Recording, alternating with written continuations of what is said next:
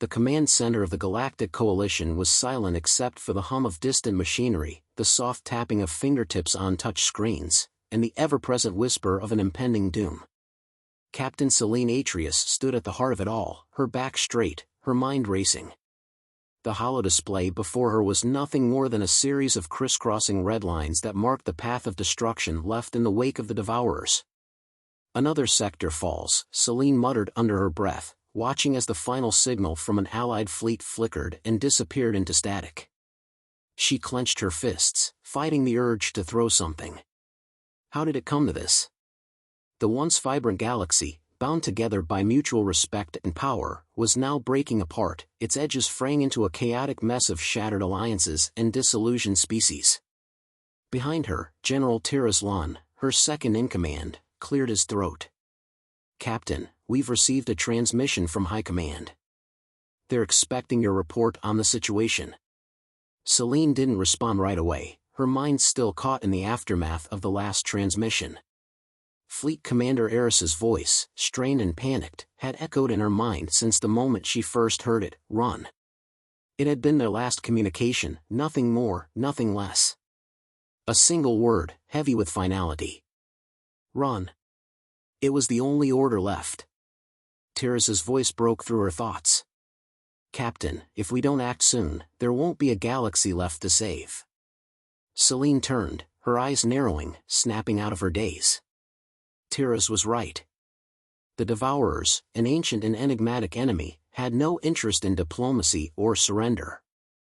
Their only purpose was destruction, an unstoppable, mindless wave of annihilation that spared nothing in its path. The Coalition's fleets had fallen one by one, unable to withstand the overwhelming force of their relentless advance. It had been the same story over and over. The Devourers destroyed worlds, absorbed their inhabitants, and moved on, leaving entire star systems hollow and barren, as if they had never existed. "The Devourers will reach us next," Selene said coldly, stepping forward, her eyes flickering with determination. "The Coalition is running out of time, and we're running out of options." Tiras nodded, grimly.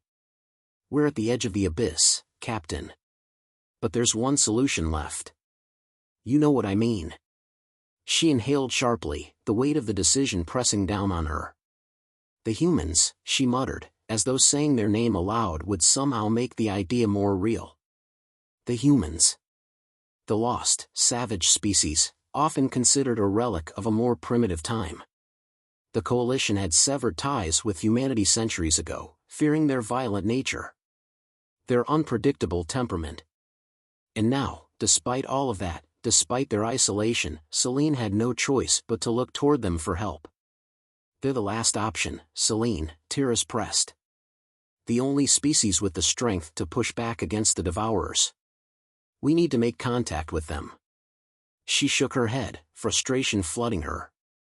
"You know how risky this is. We haven't even been able to establish reliable communication since," her voice trailed off.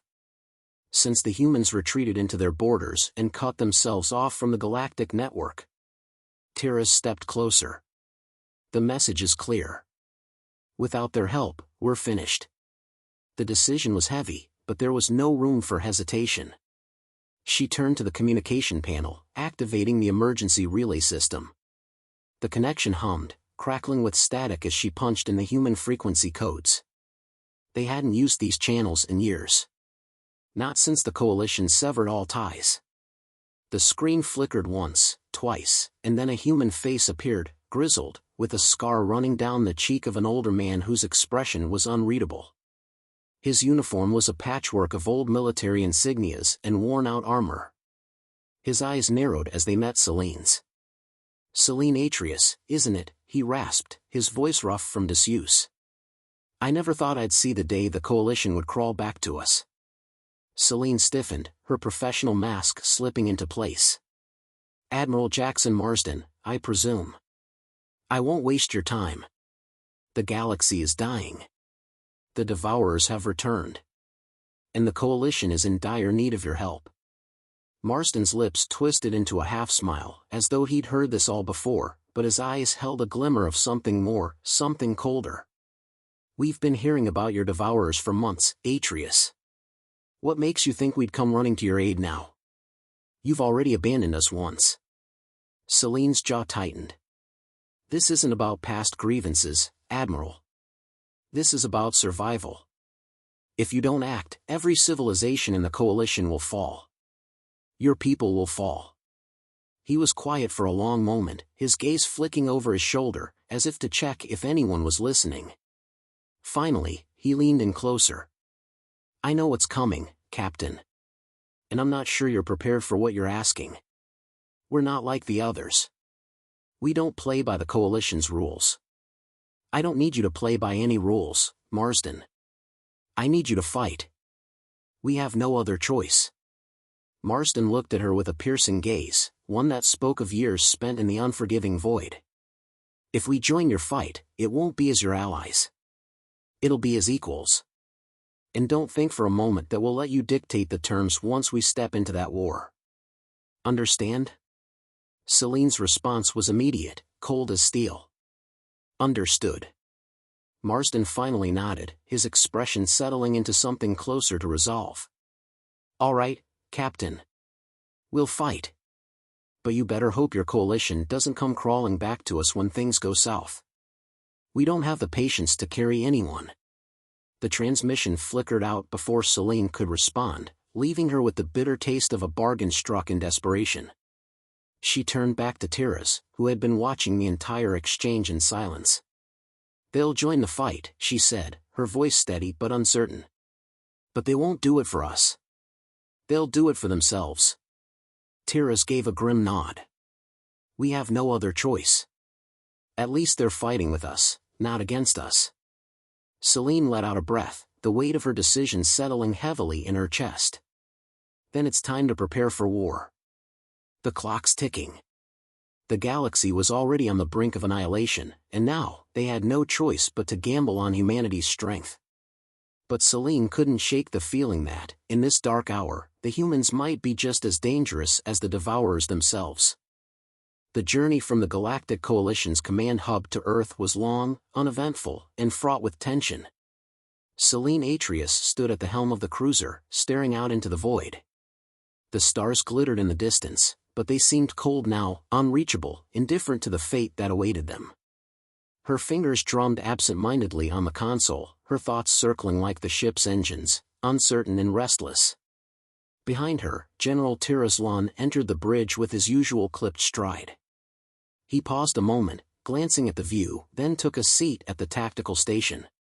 It's not too late to reconsider, he said quietly. Selene's gaze never wavered from the stars. You've said that already.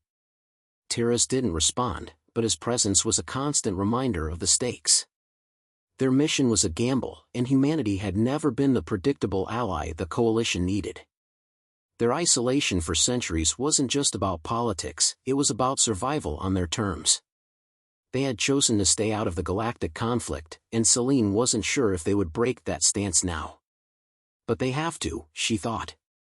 There is no other option. The silence stretched for what felt like an eternity before the communications officer interrupted. Captain, we're entering Earth's orbit. The human fleet is awaiting our arrival.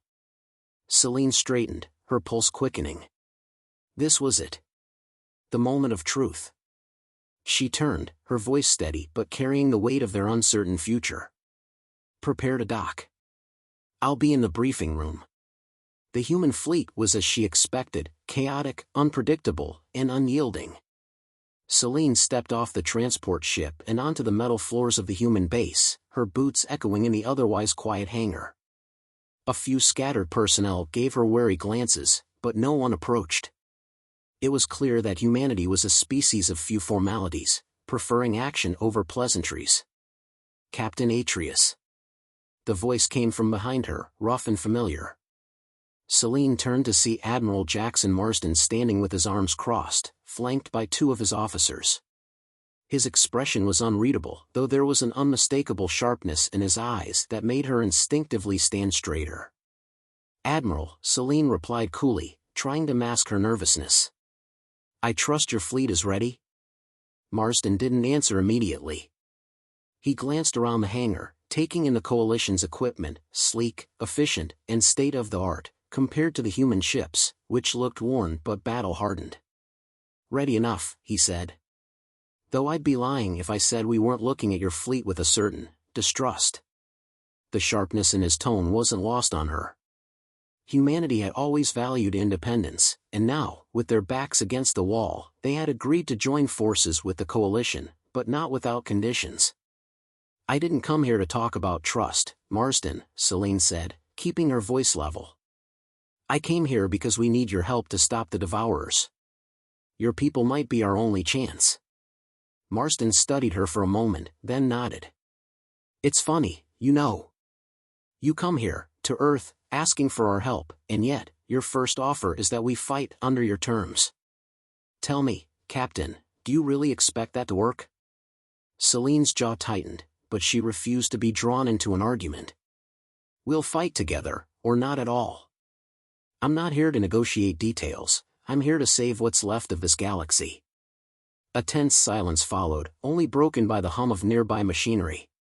Marsden finally spoke. "You think you're in control of this, don't you? You think that because the Coalition has resources, we'll just fall in line and follow your orders. But you're wrong. We fight because we need to, not because you tell us to." The implication hung in the air between them like a threat. "I'm aware of your stance," Selene replied, her eyes locking with his. "But make no mistake, this isn't about leadership. It's about survival. If we don't stop the Devourers, there will be no more humanity. No more Coalition. No more galaxy."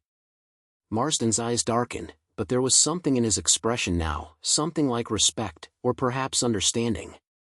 He uncrossed his arms, exhaling a breath that seemed to carry years of unspoken history. "Fine. We'll help you. But we'll do it our way, Captain. No more questions. You get what's left after we're finished." Selene nodded, not bothering to respond. It was a fragile agreement, but it was enough for now. She could work with it. The briefing room was small, utilitarian. A far cry from the pristine, polished conference rooms Selene was used to in the Coalition's command hubs. The humans had made no effort to make it comfortable, there was no need. Their survival depended on strength, not comfort. Around the table sat several human officers, their faces hard and unyielding. They were battle-tested, seasoned, and hardened by years of war, and their presence alone made the room feel heavier than it should have been. "All right, Captain," Marsden said, his voice cutting through the tension. "Let's get to the point. What exactly are we up against?" Selene tapped a few buttons on the holographic console, and a series of images flashed up, displaying the Devourers' vast fleet and their aftermath, worlds reduced to ash, entire civilizations swallowed up in a single, merciless sweep. "They're relentless," Selene began, her voice quiet but firm.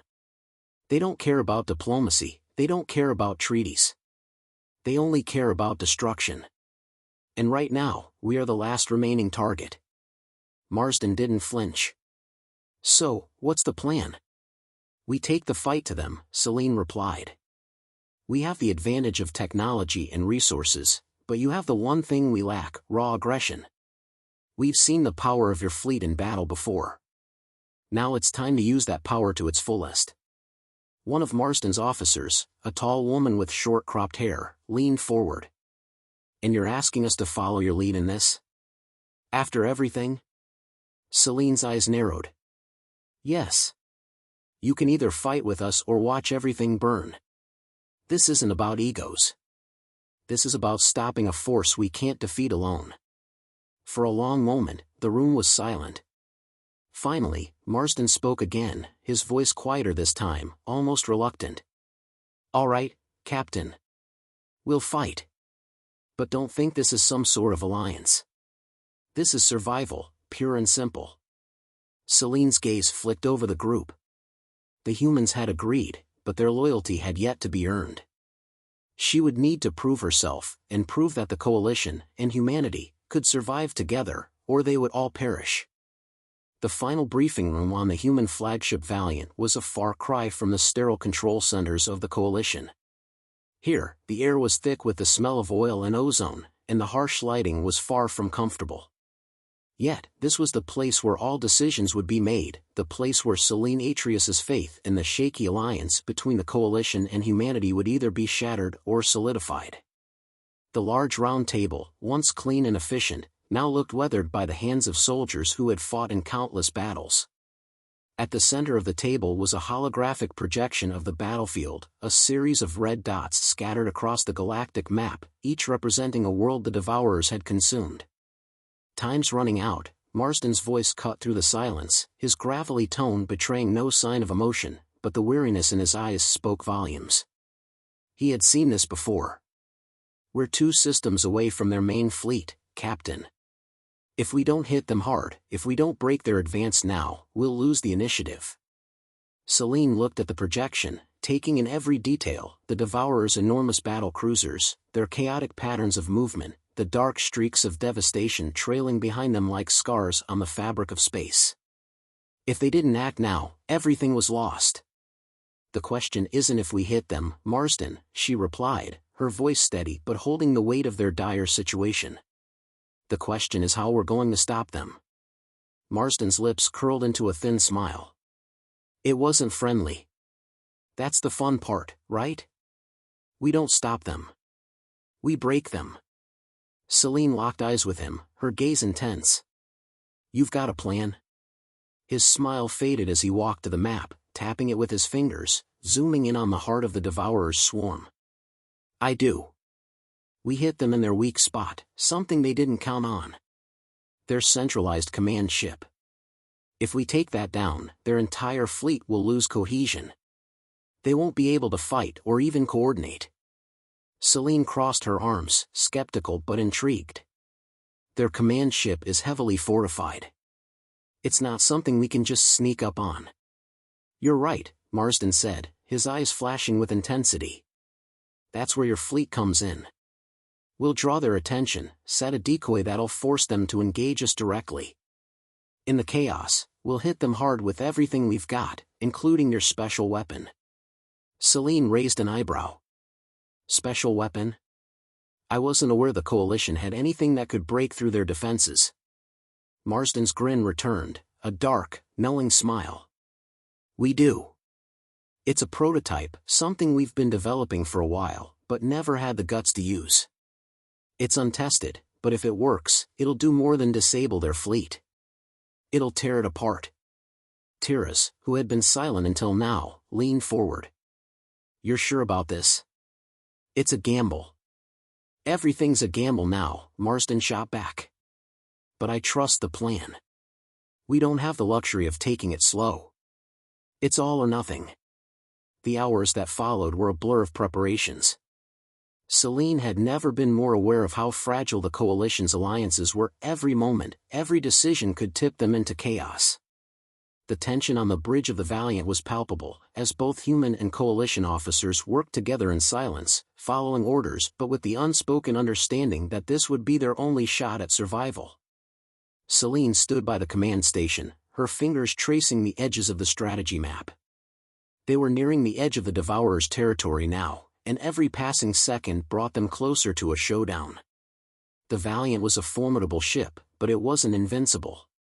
Neither was the Coalition fleet. They would have to rely on each other, despite their differences, to pull off the impossible. Tiras approached her, his voice low. "Are you sure about trusting them, Selene? They're not the kind of allies we're used to." She looked at him, her eyes resolute.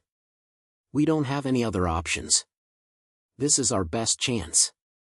Before Tiras could respond, the ship's intercom blared, announcing their arrival within striking range. The crew on the bridge moved with purpose, eyes locked on the screens, anticipating the moment when they would make their move. The tension in the room was thick enough to cut with a knife. "Captain," the tactical officer called out. "We're within range. The Devourers' fleet has detected us and is moving to engage." Selene's heart pounded in her chest as the ship shuddered, and the first barrage of fire erupted from the enemy fleet. Sparks flew from the tactical station, and the entire ship rocked under the force of the enemy's assault. "Brace for impact." Marsden barked, his voice cutting through the chaos. "Return fire." The Valiant shuddered again as a volley of plasma shots slammed into the ship's shields. Selene steadied herself, gripping the edge of the console.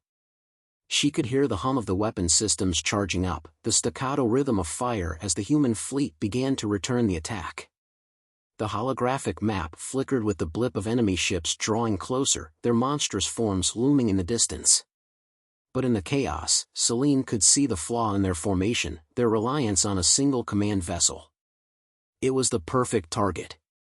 "Now!" Marsden shouted, slamming his fist on the table. The Coalition's fleet, acting in sync with the humans, peeled off to the side, drawing the attention of the Devourers and pulling them into the trap. The decoy ships fired off their flares and signals, drawing the enemies further away from the heart of the conflict. The timing was perfect. Selene could see the human ships darting in and out of range, using their agility to stay one step ahead of the pursuing enemy. And then, the Valiant unleashed its payload, a prototype weapon, previously classified, that Selene had never seen before. A long, sickening ripple of energy shot from the ship's main cannon. The blast hit the Devourers' command vessel with such force that it tore through their shields like paper, breaking through their defenses and causing a chain reaction of explosions. For a moment, everything was still. The quiet hum of the ship's systems was the only sound, broken only by the panting of the crew. Then, the holographic map blinked with alerts as the enemy fleet lost coordination. The once formidable Devourers' ships began to scatter, disoriented, firing randomly at nothing. The humans had done it. The command ship was gone. "We did it," Tiras breathed, his voice a mix of disbelief and awe. Selene allowed herself a brief moment of relief before turning to Marsden, her face hard again. "Don't get too comfortable. We've won the battle, but the war's far from over." Marsden gave her a sharp nod. "It's only just begun, Captain. Let's see if the Devourers can adapt to their new reality." The battle was over, but the real war had only just begun. The stakes were higher than ever before, and now, Selene was forced to confront the uncomfortable truth: their survival was not just about military tactics or weapons. It was about humanity, and what they were willing to sacrifice to win this war.